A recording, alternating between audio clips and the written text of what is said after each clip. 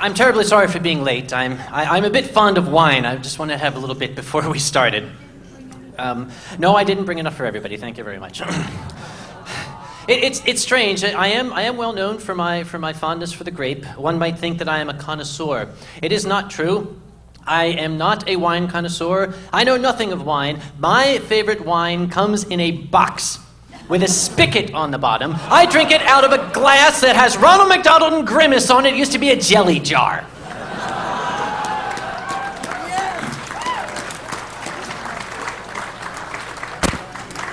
That's down-home kind of wine. That's my favorite. It made it kind of awkward because some of you may remember last year our charity was Canine Partners for Life. Remember those folk? They had the service dogs that they train.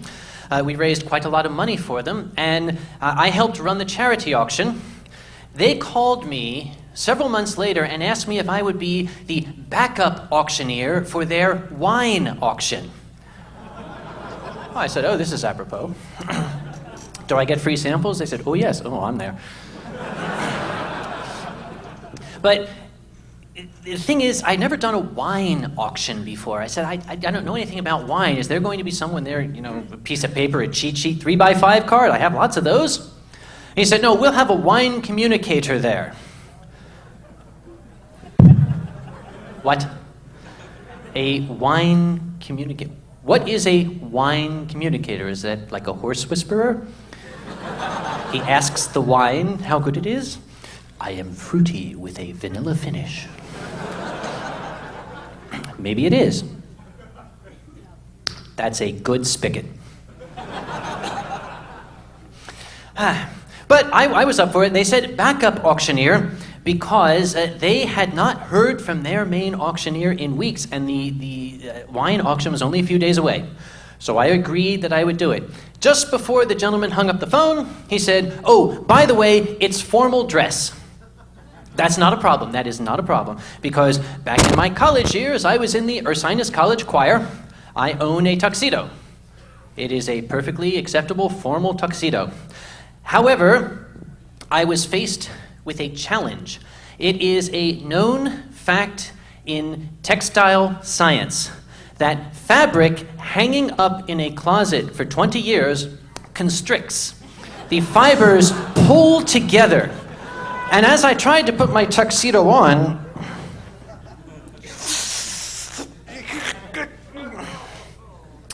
as much as I tried to stretch it back into its former shape and size, it would not work.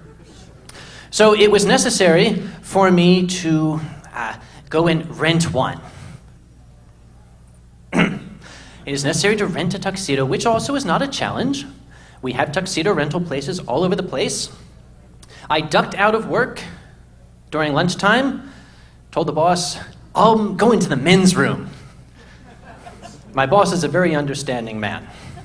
He's sitting in the front row. Be nice to him. His wife is even more understanding.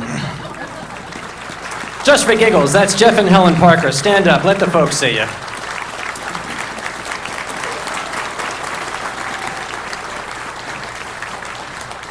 Be very nice to Jeff, he pays me. He knew exactly where I was going. He said, yeah, go to the bathroom, all right? I went to the nice, the tuxedo rental place, and they fitted me with what I thought was a very, very beautiful tuxedo. Black satin, one of those ascot ties. I love ascot ties. They really look cool. Silver in ascot. You got to rent the shoes, too, because they're made out of, neoprene rubber, black, that just reflects sunlight glare. You've seen tuxedo shoes, right? I took my dear and sainted parents, who are also in the front row here. Yeah, see, they get the front row.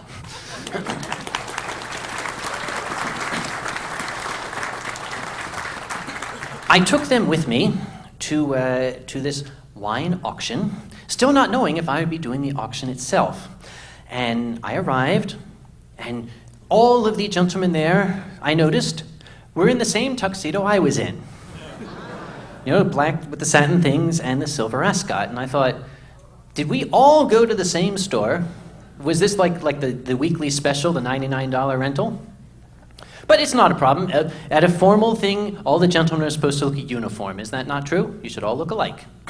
So I was dressed just like everyone else, and I was looking at all the nice things they were auctioning, silent auction at first. And as I was looking them over, a lady came up to me with a plate, and she said, "Here you go." I said, "Ah, thank you."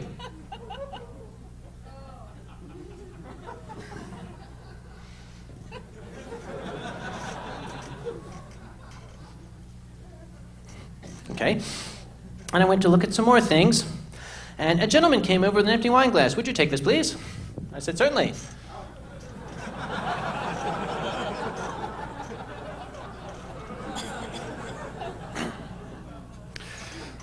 Not 2 minutes later, another lady came up with a little plate with a fork and a knife on it and said, "Would you?" I said, "Oh, of course, naturally, madam. I'm making my own little place setting over here, see?"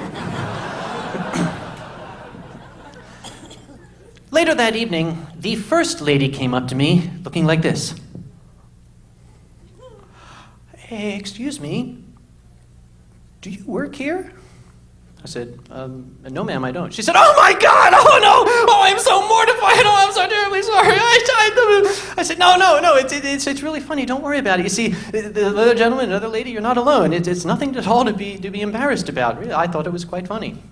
And she said, "Oh, I really still am so embarrassed. I'm Allison Birch." I said, "Oh, I'm Dr. Conway." She said, "Oh my God! Oh my God!"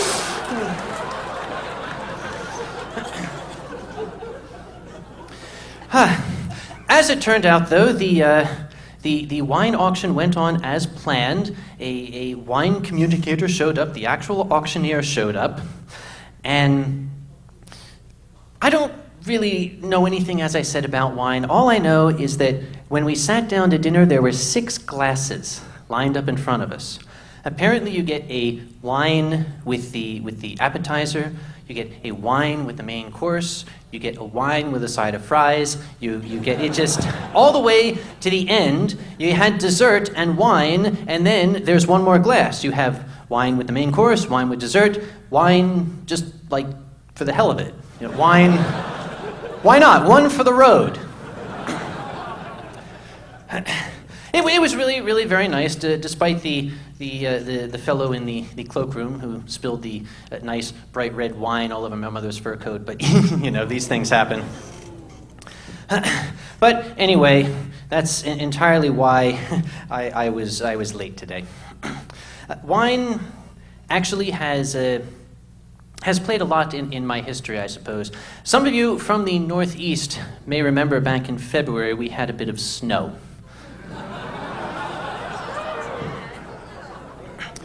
I have a very, very old and dear friend, a gentleman by the name of Simon Leet, who at the time was a student at Cornell University. Simon is here. He's working in ops for me. He's also the guy that brought the durian to the Fun Day Pulpit show, so we can blame him. Simon invited me up because around the Cornell area, that is the Cayuga Lake, the Finger Lakes region, they have very, very beautiful wine country. It is vineyards as far as I can see. Somebody's from that area, you can tell over here. So we went up the Cayuga Wine Trail and stopping at all the vineyards on the way. This is the hoity-toity version of bar hopping. And at every place I went, I would sample the wines, and Simon was utterly embarrassed because it becomes a game of spits or swallows. The true wine connoisseur, they got a little spittoon there, see? Well, I figure that's a waste. And every place we went, Simon was getting more and more embarrassed. At the 6th winery, when I wanted to drink what was in the spittoon, he said, "I'm driving, we're going home."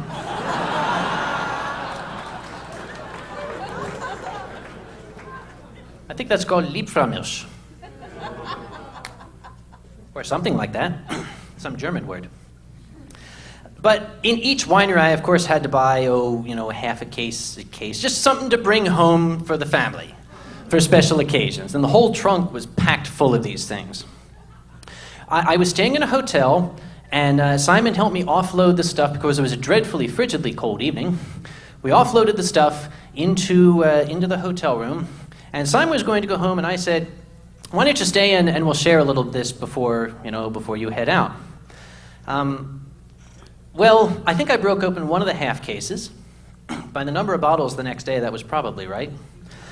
The problem was Simon lived some distance away, and by the time we were finished sampling all the wine, I really couldn't drive him back. And so now, fortunately, the hotel rooms got 2 beds. He just kind of crashed in this one. He pushed me down into this one, rolled me onto my side, just in case. And the next thing I knew, it was morning. Okay, that's great.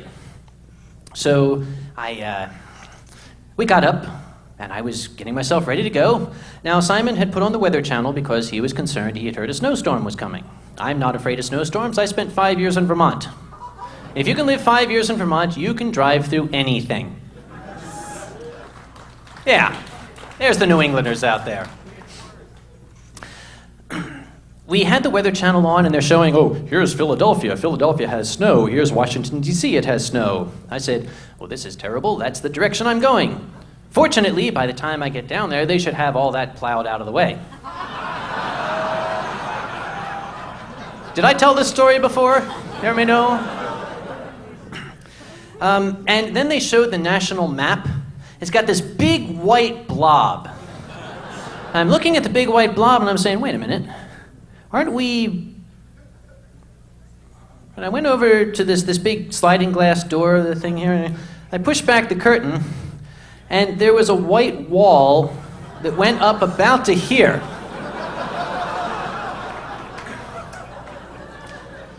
Remember, I spent 5 years in Vermont. I can handle this. Took us about 10 minutes to get the door open. Out to the car. It's interesting. A Saturn, it takes exactly 3.2 feet of snow to obscure a Saturn. Because about 3.4 feet of snow fell. And when I was looking in the parking lot, I'm seeing these, like, drifts in the parking, these bumps. That one's an SUV because it's kind of square, I can tell. I think my car was here. Simon and I spent 10 minutes digging out some nice lady's car. Before we realized that mine was parked over here. Still not a challenge, 5 years in Vermont, I'm an expert. Which may be true. Unfortunately, nobody else in Cornell, in Ithaca, New York, has ever seen snow before. It's a novelty to them. Snow and ice, that only happens in the tropics. These people have never driven in that stuff. And I shall quote a very, very wise gentleman, a Russian scientist that I used to work with. His name was Vladimir, and he was from Siberia. And one day, Vladimir said, as it was snowing at work, "Oh, the snow is coming down. I am going to go. I do not want to drive." I said, yeah. Okay, now look, Dostoevsky, you are from Siberia. Don't tell me you're afraid to drive in the snow. He said, no, I'm not afraid of the snow. I'm afraid of Americans in the snow.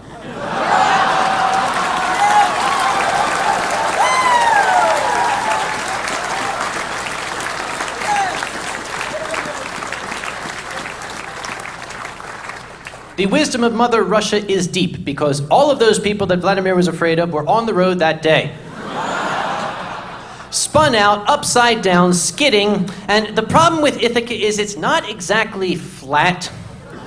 It sort of has like these 90-degree hills you have to climb. And it's down in a valley. You can't get out without going up the 90-degree hills.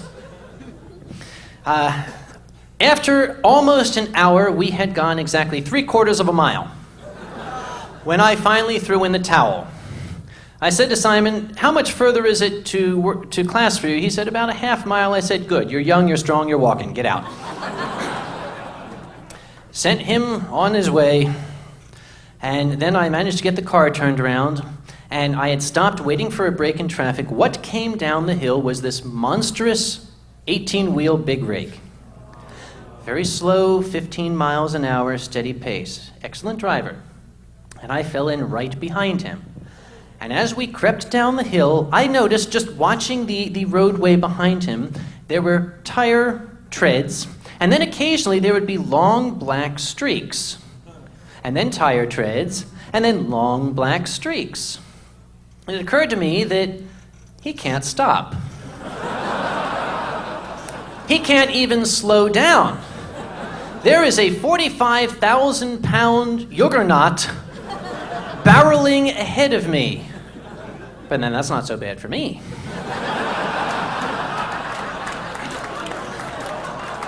My little Saturn has a 45,000-pound battering ram. Party on, dude. I'm right behind you.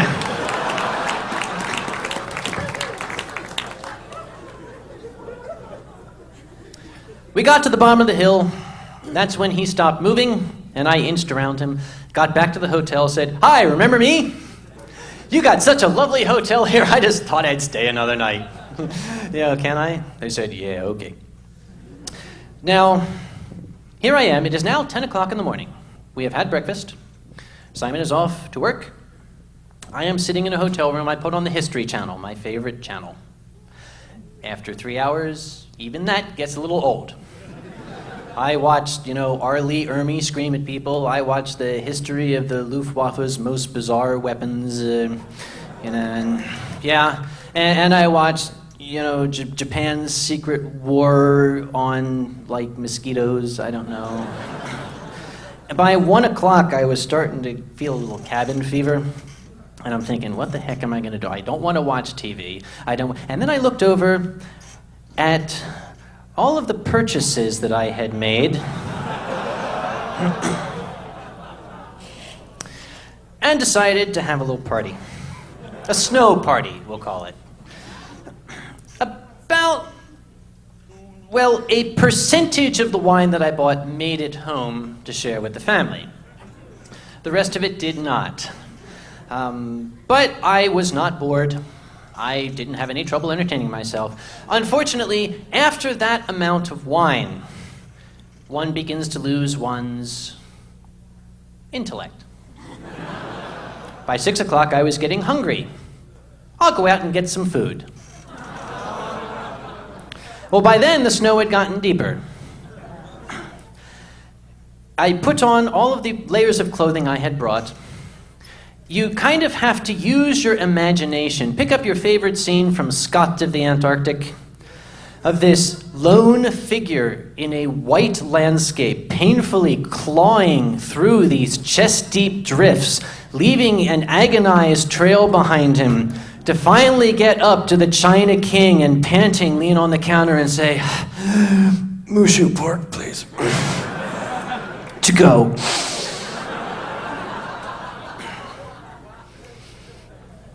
They were excited. I was the only customer all evening. They said, "You want something to drink?" I said, "No, I don't need anything to drink. Thank you. I'm set." So I took my mushu pork to go back to the, follow the trail. Didn't really have any way to heat it back up, so I just chipped the ice off the top and kind of crackled a little bit. It wasn't so bad, really, all told. Pardon me. So, I'll stop talking about wine.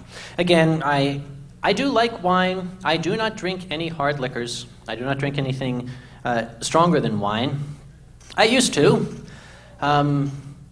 Why? Yes, someone said it.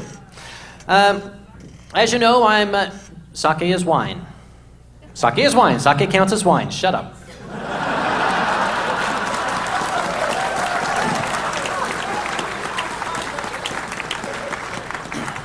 Get him out of here. I used to enjoy the harder liquors until a particular evening. It was at a convention in Florida where the gentlemen from the Fun Day Pulpit Show were. Oh, a few people were there. You can hear them in the audience. They had a dead dog party, and they had this magnificent open bar. They had just bottles lined up all the way across, and I just started this and started working my way down. I had what is known as a lost evening. I do not remember anything. There is nothing. There's no snapshots, no vague recollections. Everything is gone. And would have stayed that way had not Herbie, KP, and the guys videotaped me.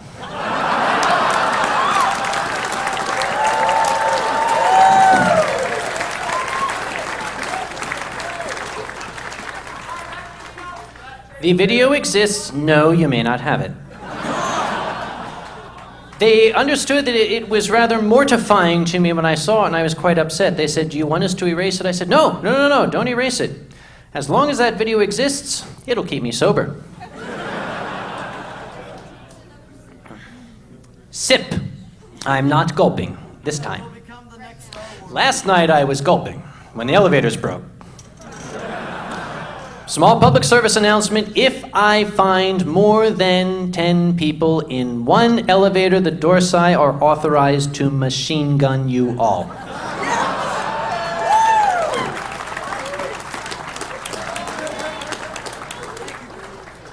Don't think they won't. By the way, speaking of machine gun, well, actually no, but I couldn't think of a segue. A lot of people have asked why my hair looks like this. I promise to tell you, and I will.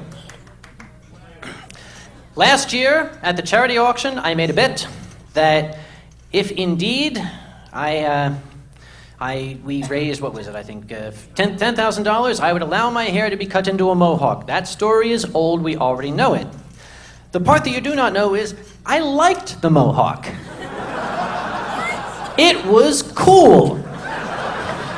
It was really nice because it kind of, you know, it was cool. I liked it. The problem was that my hair has a natural nape to it. It naturally grows in this direction, and after only 3 days, I had like this Marine Boy thing. It's the windswept look. And if I tried to comb it back, it would just get pointy. And I realized after a while, this is far too high maintenance. So I went to the nice lady that normally does my hair, Margie, and I said, look, just take it down flat, and I'll grow it out. Okay, how's that? So she did. She kind of buzzed it down to the way it looks now. And 2 or 3 nights later, I happened to go to a restaurant, and I ordered some wine, and they carded me.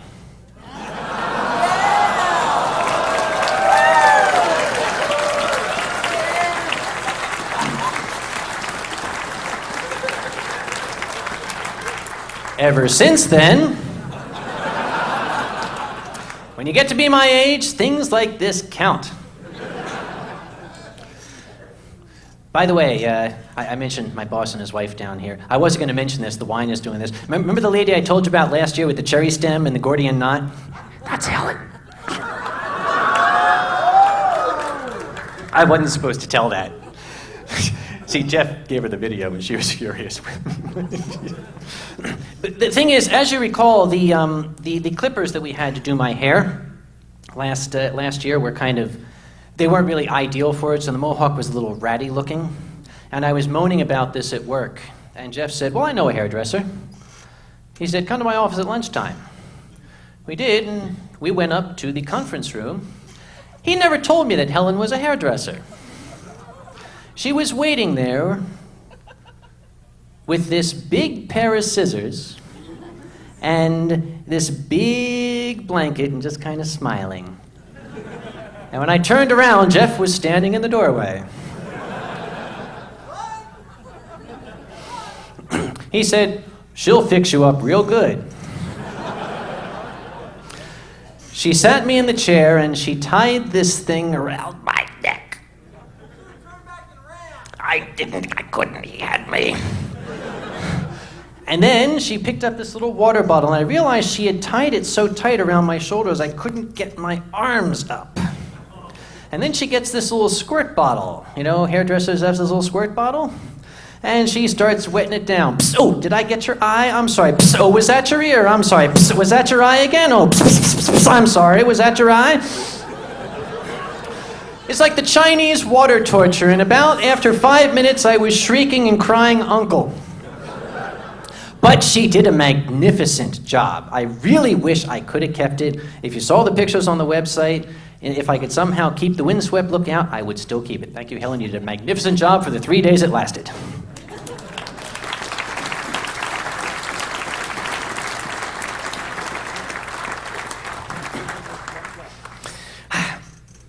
I like that stuff. I had told this story at a couple of other conventions, smaller gatherings, and I've been looking forward to telling it at Anthrocon. I was going to tell it last year, but we ran out of time. I'm not going to let that happen this time.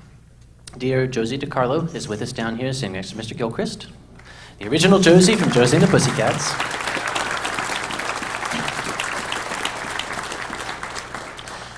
Much to the sadness of all, Dan DiCarlo passed away several months after Anthrocon 2001 when he was our guest of honor.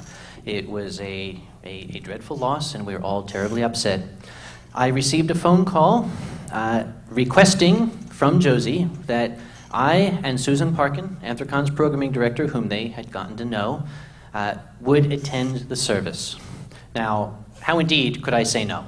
I would move heaven and earth for this dear lady. So Susan and I, we wanted to get there in due time because, as you know, nothing ever happens to me in a boring fashion. There's always something that's gonna happen that's gonna wind up on stage. So I said to Sue, we need to plan to be there at least an hour early. It is 2 hours to Scarsdale, where we need to go. Let's leave and plan to leave 3 hours early. I'm very glad we did, because this story winds up involving MapQuest, the Bronx, and a one-eyed Indian. Really, it honestly does. The MapQuest part is easy. Everybody knows what happened there. And it was in the Bronx. You see, you come up and you read the little MapQuest direction, and it says, you bear slight right onto the exit, continue straight onto the Cross Bronx Expressway. That's easy, an idiot can do that. I was driving. Susan was navigating. Well, we bore slight right, we bore slight right. We went down to the bottom. If you go straight, it takes you on a ramp right back on to the expressway you just got off. It says explicitly, continue straight. Okay. What the computer said. So we did, and it became very apparent this was not the Cross Bronx Expressway. It was sort of proceeding, into France somewhere. Cannibal territory. So we decided to pull off and turn around at a convenient, easy location to do that, which do not exist in the state of New York. We began to get ourselves extremely turned around. We wound up in Escher Square. I can only call it Escher Square because we passed this big building that said Gothic Furniture. No matter which direction I turned, we passed it. I turned left, we passed it. I turned right, we passed it again. I turned right, we passed it. It was always in front of us. Susan was beginning to get a little tense. And she said what a woman always says to a man, "Why don't you ask someone?" And I said what a man always says to a woman, "Lady, we're in the Bronx. Let me spell it out for you. We need to find someone who A, speaks English, B, does not want to kill us. 50% success is not acceptable. All or none, do you read me? Eventually, though, after passing the Gothic Furniture store another 11 times, we decided perhaps maybe Sue is right. I prayed that at least the 50% would be like an A. I found a gentleman who we had him on B, he was okay on A. And he was able to tell me in his broken English, very, very kind gentleman, that we had to go this way, and he said there's a sign. What I discovered is that if you do that, you wind up at an intersection that is off the highway where you go forward to get onto the Cross Bronx Expressway. This would have been appropriate if we had been traveling south, whereas we had been traveling north. Apparently at some point, MapQuest believed it was more convenient for us to have picked the car up and turned it around and been going south. Anyway, we got ourselves on to the appropriate Cross Bronx Expressway. The next direction said, bear right onto some other expressway. They got expressways for everything up there. We came to a place where the road forks. Okay, I'm sorry, I was wrong. It said bear left. Bear left. The road forked, so we bore left. After about 10 miles, Susan was kind of tugging at her shirt and fidgeting, and she said, Sam, I just saw the crew of the Half Moon bowling 9 pins on that hill over there. Oh, yeah, the old people know the Rip Van Winkle myth. The rest of you are like, Okay, that one fell flat, I'm sorry. Oh, you got it. I got it. I forgot to laugh. Yeah, I heard that, lady. So we decided to turn around. The same sort of deal. We found a place to turn around. Apparently, MapQuest meant that you should take the right fork, but once you're in that lane, you kind of bear left to merge onto the expressway. They weren't wrong, they were just unclear. By this point, we were hopelessly lost. We found a road that existed somewhere in the directions. Not a problem. We came to a nice little mobile station, and we asked the proprietor, where is the Sacred Heart Church? He said, well, that's my church. I thought, great, you're an expert in the subject. That's what a scientist always seeks out, an expert in the subject. Where is the church? He said, just continue down this road about a mile. Beautiful, we're there. Maybe 6 or 7 miles later, seeing nothing that resembled any church, Sacred Heart or other, we started to think that perhaps this old gentleman was a little, well, dotty. We knew that we were still in New York, state somewhere, and most of the signs were in English, so we hadn't hit Quebec yet. Hey. We decided to stop again. And I stopped at a little Texaco station. And when I walked in, standing at the counter was a one-eyed Indian. Really? I mean, nothing there. And he sort of looked at me, and I looked at him, and I said, hi, I'm looking for the Sacred Heart Church. Hello? The Sacred Heart Church. Hello? Are you one of those guys in front of the cigar store? Hello? I'm sorry, that's awful, but he didn't move. I thought he was dead. Well, I finally started to turn, and he said, you can buy a map. Oh, you're alive. Oh, praise the Lord, you're alive, it's a miracle. Okay, I'll buy a map. Is this the map? Great, here's the map. Where am I now? And he stared at me. I said, on the map. Can you point, please, on the map to where I am? Here, I'll make it real easy. See, there, get in there. See, here's apparently the town we're in, right? Okay, where am I? He looked at it, and he put his finger there. I said, great, where do I find the Sacred Heart Church? And he said, I looked outside, and across the street is this big stone building.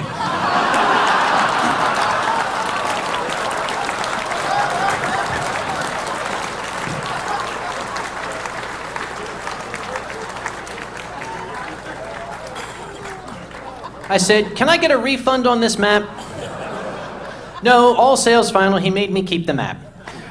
So I kind of wadded it up and threw it angrily in the trunk and said to Susan, I know where it is. Drove around the block a couple times so she wouldn't know. And we pulled into the church parking lot. Now, this particular church was also designed by M.C. Escher because it has about 8 different doors, none of which actually go in to the church. There's another door across the street that magically gets you in to the sanctuary. And we went in there, and well, we'd been driving a long time, and Susan, well, she expressed the desire to freshen up a little.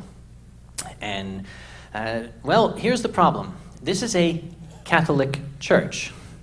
It is a basic tenet of the Catholic faith that human beings are meant to suffer. This church had one bathroom. Everybody else who had driven there wanted to use the bathroom. Now, me being a resourceful man, I made some inquiries. Apparently, there was a second bathroom, kinda, sorta, down in the basement behind the janitor's closet. It was sort of the bathroom that was originally there when the church was built in the 1890s, and then they walled it off, but then somewhere in the Depression, the wall fell down so you can still get in there. I guided Susan down through the cobwebs and everything. We got down there. As I was waiting for her, I was feeling extremely nervous. And the reason I was feeling extremely nervous was because of a situation long ago in my past. When I was younger, my eldest sister married a Catholic gentleman. I didn't think I'd ever been in a Catholic church before. I didn't know anything about Roman Catholicism. They don't teach that in American public schools these days. You know, they kind of imagine that you'll sort of get the idea beamed into your head from the Lord himself, I suppose. So, at that time, as a youth, I was asked to be an usher in the church. Now, I was raised a Methodist. We do things differently. We are very much the Wonder Bread cubes and Welch's grape juice religion. Yes, we are very much the sort of bland, chapels here